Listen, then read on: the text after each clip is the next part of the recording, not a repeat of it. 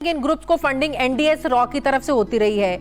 आधे ग्रुप से आप बात कर लेंगे, आधे ग्रुप्स को फिर रॉ और एनडीए से फंडिंग मिलती रहेगी और वो बॉर्डर क्रॉस करके आपके यहाँ आके कार्रवाइयां करते रहेंगे, तो क्या फायदा फिर ऐसे मुज़ाकरात का?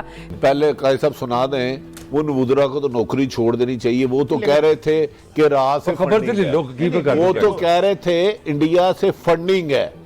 उस इंडिया की फंडिंग वाले जमात को उन्होंने कहा, मैं खुदा ना हादसा नहीं कह रहा, ना मुझे पता है, ना मैंने उसकी टीटीबी में असला देखा है, मैंने अपने 10 बंदे भेजे। तो कहा जाता था कि 50 से 70% अफगानिस्तान पे उनका कंट्रोल नहीं था।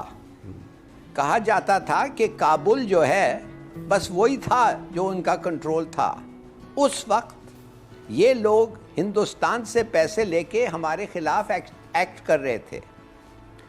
अब उस वक्त किधर था हक्कानी तालिबान?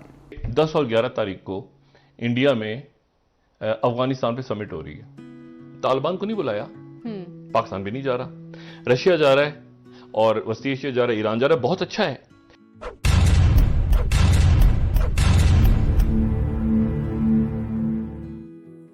नमस्कार दोस्तों, आप देख रहे हैं सुपर पावर इंडिया न्यूज़। दोस्तों, आज के इस वीडियो में हम देखेंगे पाकिस्तान मीडिया की लेटेस्ट डिबेट। तो चलिए दोस्तों शुरू करते हैं, लेकिन उससे पहले यदि अभी तक आपने हमारे चैनल को सब्सक्राइब नहीं किया है तो सब्सक्राइब कीजिए और बेल आइकन को क्लिक कीजिए ताकि ऐसे ही लेटेस्ट वीडियो आपको मिलते रहें। तो चलिए दोस्तों शुरू करते हैं। बट इससे खबरें ये हैं कि जो तहरीक लब्बैक को कालदम ख़त्म किया है वो एक लीगल काम हो गया, पंजाब हुकूमत ने नोटिफिकेशन सारा कुछ हो गया, मगर सुनने में आया 6 के करीब वज़रा ने इस पे तनकीद की है, मज़ामत की है। ज़रा डिटेल क्या है इसकी खबर की दें हमें। पहले काजी साहब सुना दें, वो नबूदरा को तो नौकरी छोड़ देनी चाहिए। वो तो कह रहे थे कि राह से खबर थी लोग वो तो कह रहे थे इंडिया से फंडिंग है।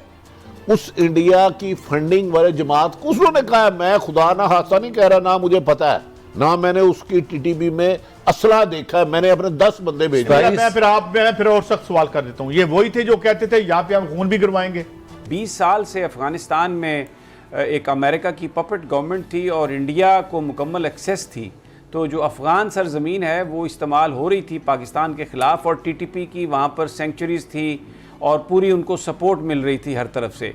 लेकिन अब तालिबान की हुकूमत इसको फैसिलिटेट करवा रही है और सराजुद्दीन हक्कानी इस वक्त वज़ीर दाखिला हैं। आपको पता है समी साहब कि जब अमेरिकन भी थे उधर तो कहा जाता था कि 50 से 70% अफगानिस्तान पे उनका कंट्रोल नहीं था। कहा जाता था कि काबुल जो है बस वही था जो उनका कंट्रोल था। उस वक्त ये लोग हिंदुस्तान से पैसे लेके हमारे खिलाफ एक्ट कर रहे थे। अब उस वक्त किधर था हक्कानी तालिबान? उस वक्त क्या हक्कानी तालिबान उस वक्त हमारा दुश्मन था टीटीपी की तरह? इंटेलिजेंस एजेंट्स ने उनसे बात की होगी और कहा होगा कि तुम्हारा इलाका जो तुम्हारे कंट्रोल में है उधर से पैसे लेके टीटीपी पाकिस्तान को अटैक कर रहा है, रोको। क्या वो रोका उन्होंने? चलिए रोका नहीं, कोशिश की, एक आदमी को पकड़ा। देखिए बात सीधी सादी ये है कि जब भी उस इलाका हक्कानीज के कंट्रोल में था उस वक्त नहीं रोका। अब आप कहते इस वक्त वो कह रहे हैं हम रोकेंगे, लेट अस सी। मगर मैं आपको एक चीज बता रहा हूं, ये क्लासिक केस है, लड़ो, रुको, निगोशिएट करो, झूठ बोलो, एक के प्रिजनर्स वापस लाओ और फिर शुरू हो जाओ। 10 और 11 तारीख को इंडिया में अफगानिस्तान पे समिट हो रही है जी। और अफगानिस्तान पे समिट हो रही है और उसमें जलावतन हुकूमत, जिसको एक पोजीशन ले ली थी इंडिया ने कि अमरुल्लाह साले की जलावतन हुकूमत को हम मानते हैं। क्योंकि पोजीशन ले ली थी तो अब उसमें से गोलमोल करके उसमें से ही वो निकालेंगे। लेकिन एक तमस्खर सा तो बन गया ना। 1 मिनट, आप तालिबान को नहीं बुलाया, पाकिस्तान भी नहीं जा रहा, रशिया जा रहा है और वस्ती एशिया जा रहा है, ईरान जा रहा है। बहुत अच्छा है। लेकिन मैं आपको सिर्फ बता रहा हूं कि जो रियल पॉलिटिक है वो रियल पॉलिटिक आइडियलिज्म पे नहीं। अगर आप एक बेलचक पोजीशन इख्तियार कर लें तो अब वो कह रहे हैं देखें जी हमारी तो फतह हो गई, वापस हमारी एंट्री हो गई। इंडिया की अफगानिस्तान में होनी चाहिए।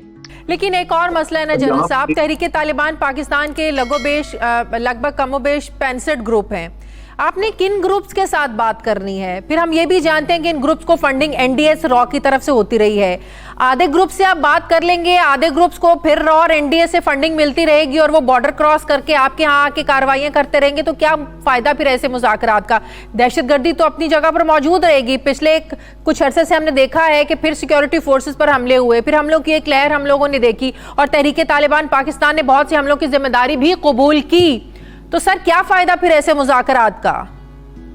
देखिए ना, ये चीजें सारी अभी इसमें स्टडी करने वाली हैं, देखने वाली हैं। मुज़ाकरात हों तो पता लगे कि क्या गारंटीज क्या हैं। ये आपकी बात बिल्कुल दुरुस्त है। बहुत सारे मसले कि ये लोग जो हैं इनके ताल्लुकात एनडीएस और रॉ से थे और उनकी फंडिंग के जरिए ये जिंदा रहे। फंडिंग ना होती तो ये बर्बाद हो जाते, खत्म हो जाते।